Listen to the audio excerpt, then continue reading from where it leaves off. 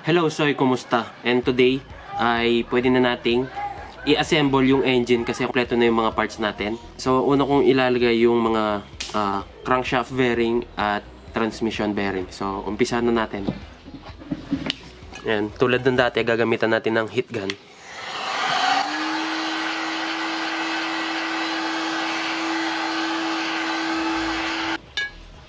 Yun.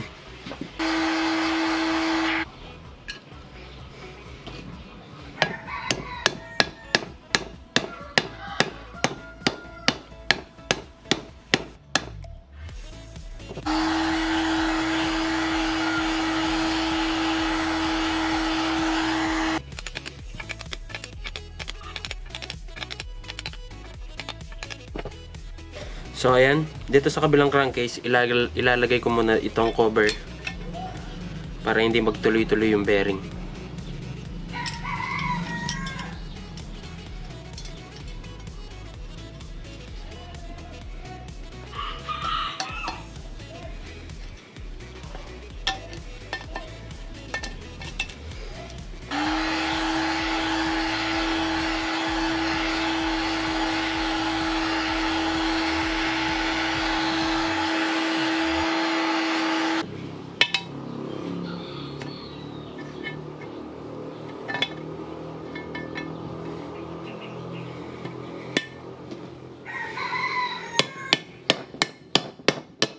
Yun. Next, yung cover.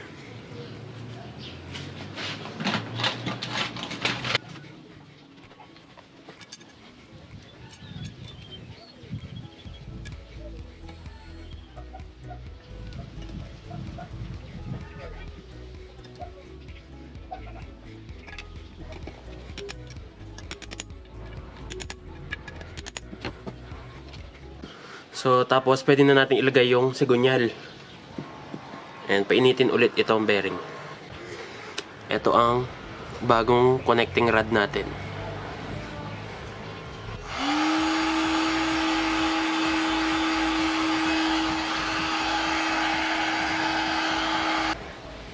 Tignan natin kung papasok na.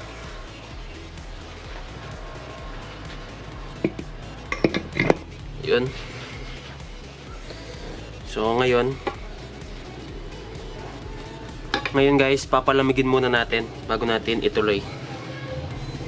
Ngayon guys, pwede ko nang ilagay itong kick shaft. So ito yung nabili kong kick shaft, surplus lang siya, ayan.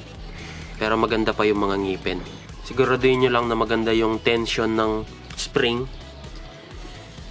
para maganda yung balik ng kick.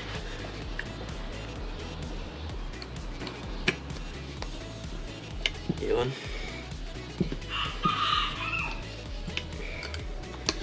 Yan, okay na yan.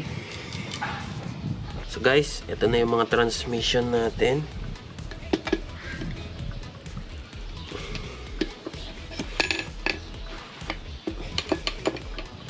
Salpakan na lang yan.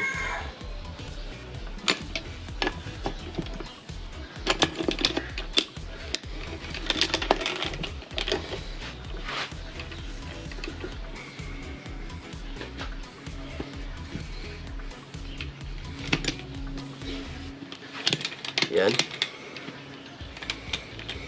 Tapos ilalagay ko na itong stopper ng shift cam.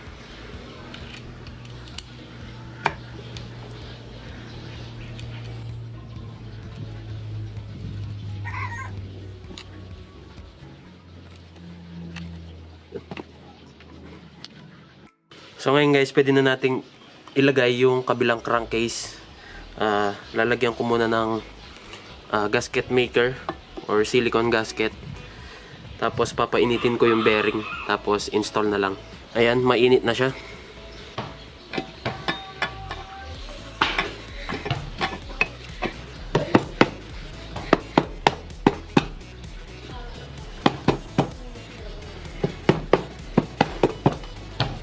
Shoutout pala to all the trail makers of Resorts World Manila.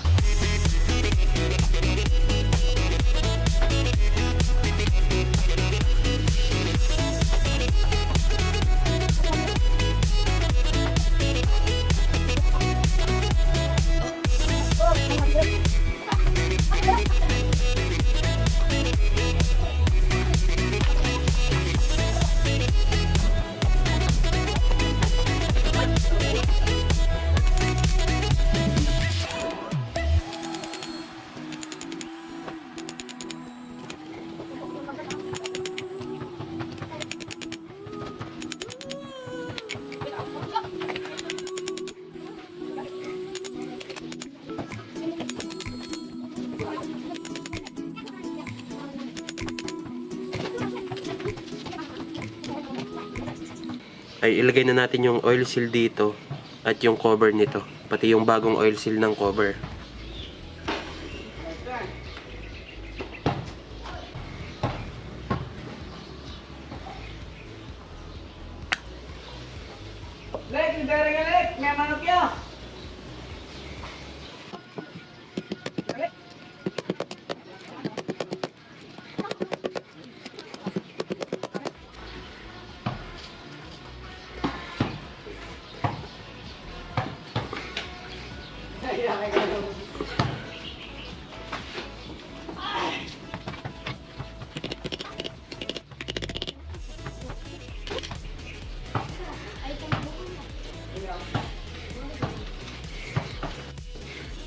Ngayon guys, ilalagay ko na yung rotary valve.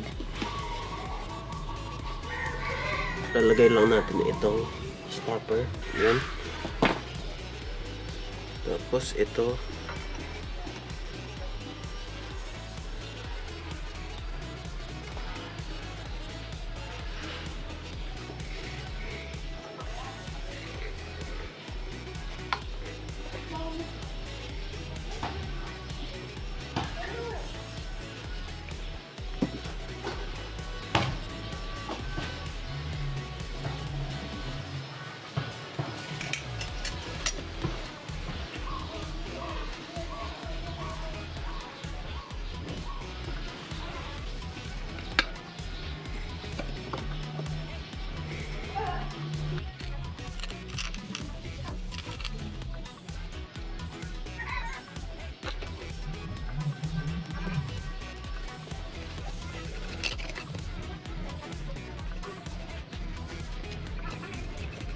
Alright.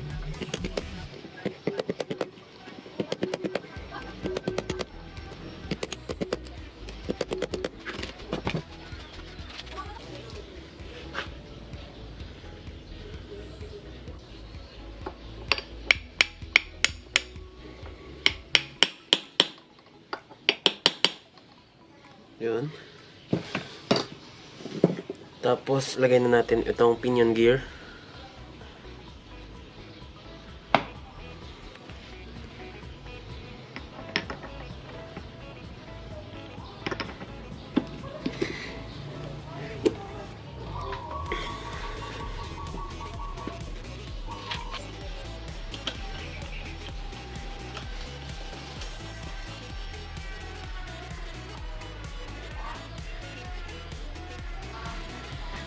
Tapos ilagay na natin yung mga ano, ayan, mga plate.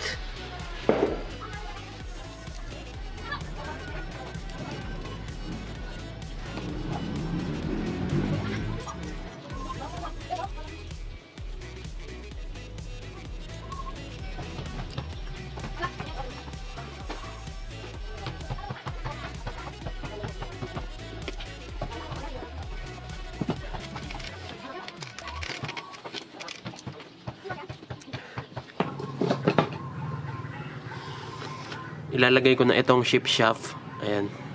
So, bago na rin to kaso surplus. Pero maayos pa rin, maayos din yung ngipin. Ayan.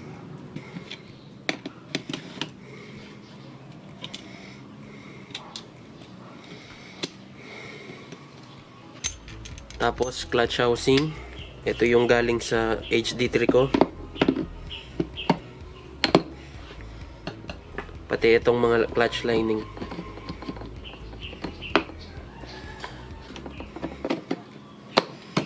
So ang problema lang nitong line, ang problema lang ng housing na to, meron siyang halinghing pero wala na tayong budget para sa bagong clutch housing, kaya okay lang yan.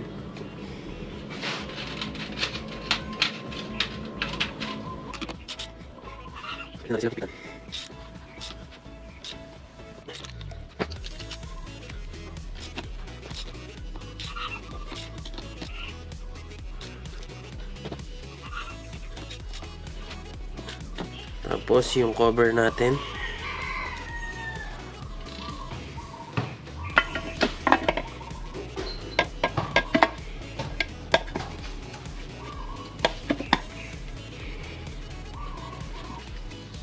So ayan guys, di ko muna nilagay yung auto lube kasi lilinisan ko pa yan. Hindi ko pa siya nalinisan eh.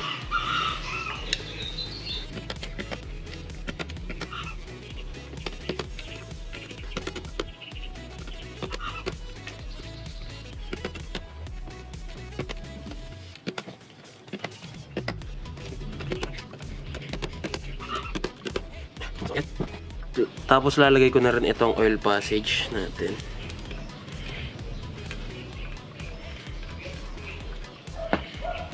At itong oil seal ng kick.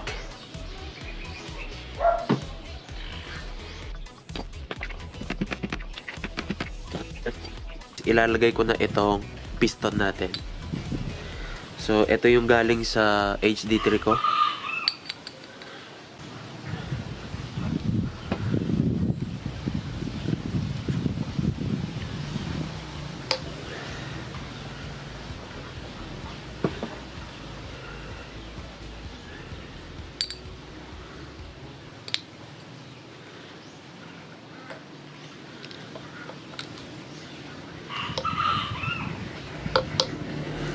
Tapos yung lock.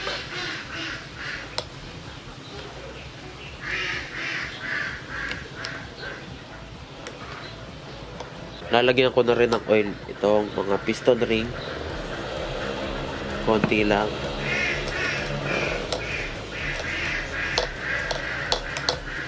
Itong gasket. Tapos itong block. Lalagyan natin ulit ng oil to.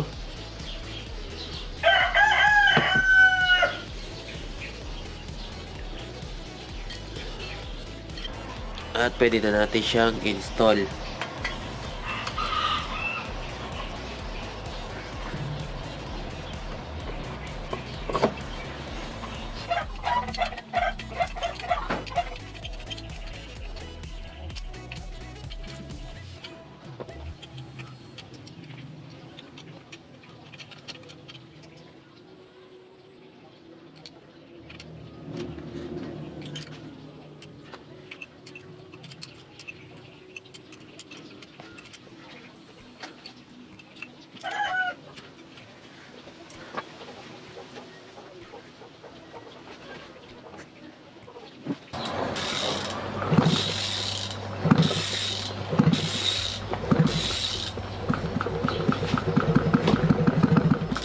Tapos yung head.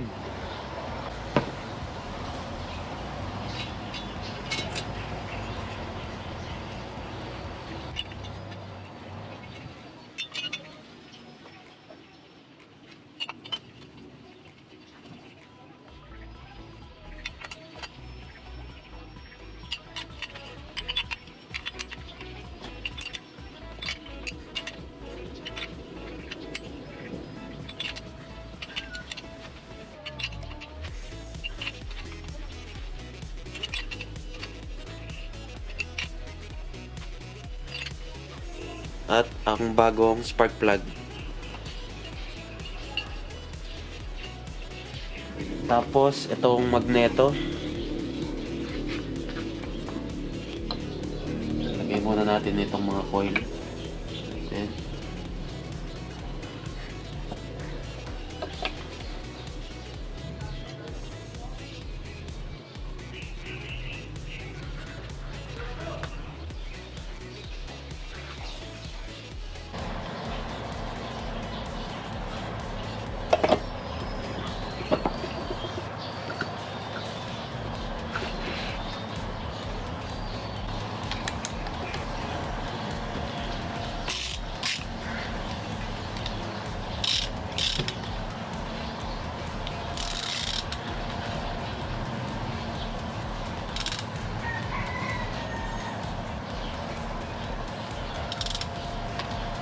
Hindi pa ako nakabili ng body switch. So, bibili muna ako nun. Kaya hindi ko muna ilalagyan yun. Ngayon, linisan ko muna yung carburetor at auto lube para maisalpak na natin. Ito yung carb. Lilinisan muna natin yung labas.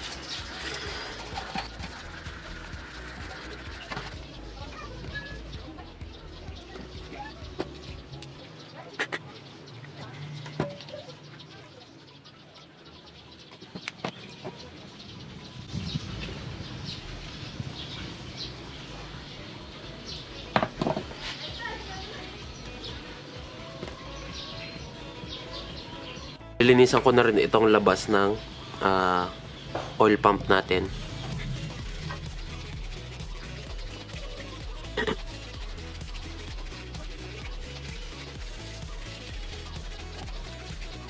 Tapos papalitan ko ulit ng malinis na gas.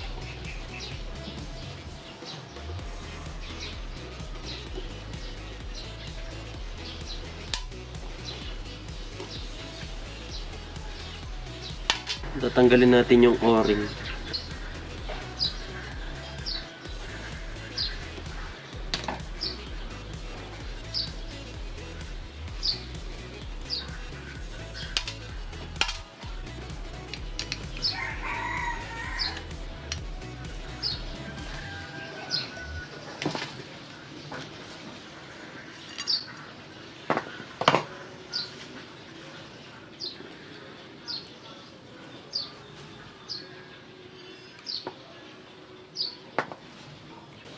Tanggalin natin ito.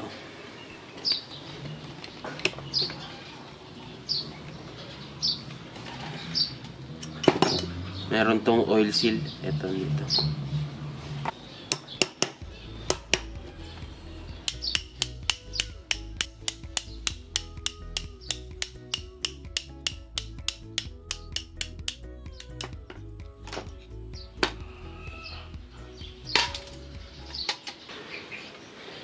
Ito yung mga ngipin ng ng pump natin, yung gear. Ayan, maayos pa siya. Pati yung sa may cover maayos din. Ayan.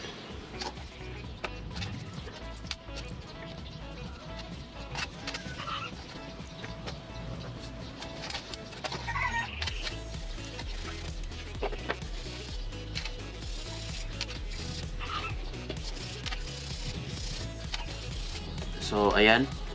Ngayon, i-assemble ulit natin. Babalik ulit natin ito.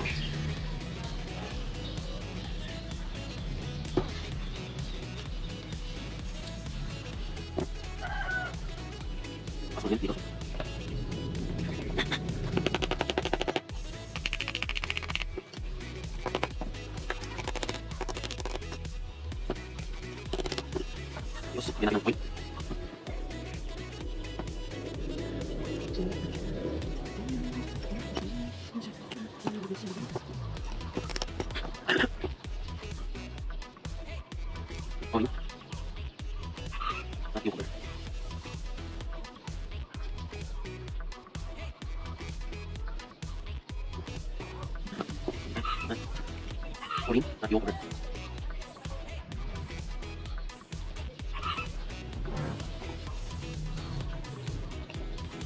Tapos yung clear white.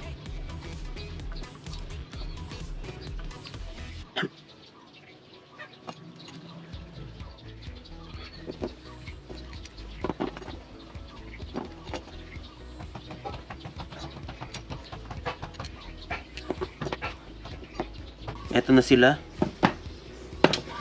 So dahil medyo mas maayos itong reserva kong carb, ito na lang yung ilalagay ko. Yung luma, hindi ko na ilalagay. Kasi yung floater pa lang ang itim na, di ba? So mas maayos to yung pinagpalitan ko ng HD3. Ayan. Lagay na natin ang oil pump.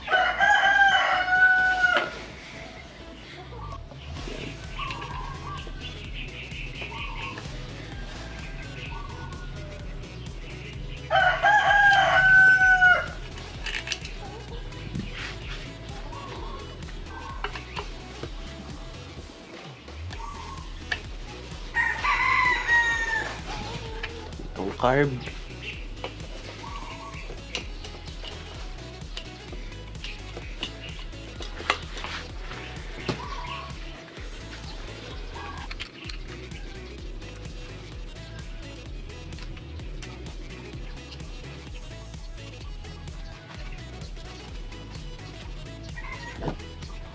Lalagay na natin itong cover. Yung gasket ng cover ay ilalagay ko na lang yun kapag papaanda rin na natin. Tapos itong magneto cover, ayan.